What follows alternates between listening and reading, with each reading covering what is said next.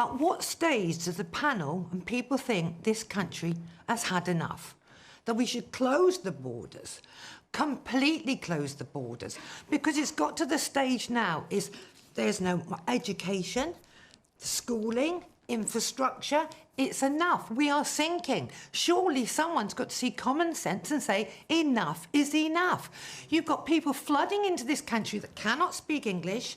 I've come from London. In the National Health Service, everything's written in different languages. How much is that costing? How much is it costing for the interpreters? Sorry, madam, how much is it costing for the interpreters? I was in hospital last week.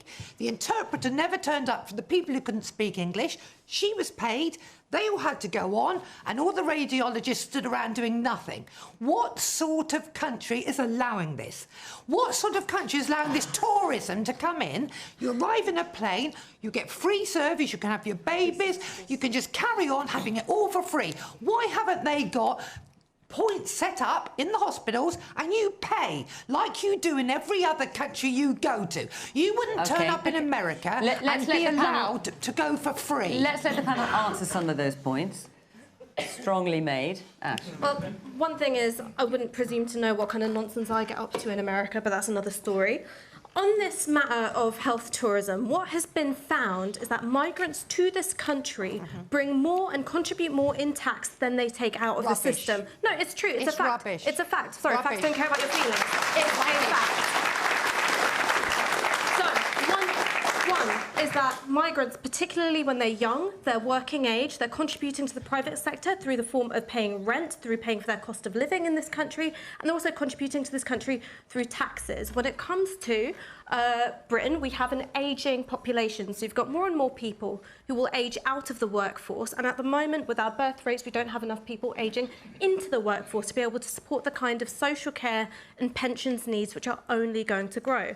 But one thing that I really want to say, because this is really important to me, is I don't want to just make the case for migration on GDP in the labour force. I want to make the human case for it. My grandmother came to this country, she was 17, and it was to fill a gap in the labour market which still exists, which was for social care. Under these rules, she wouldn't have been able to come to this country. She wouldn't have been able to meet my grandfather, fall in love, have children, have some grandchildren. I know not many of you will agree that all of her grandchildren were a good idea, but, you know, we exist. And that's a human story that's got worth, and it's got a value which cannot be measured merely in GDP. I understand that, but why would you give preference to European countries over other countries in the world? So I think this is the point. You should have a system that is around the people that you need, the skills shortages you have, not about the fact that they're European countries.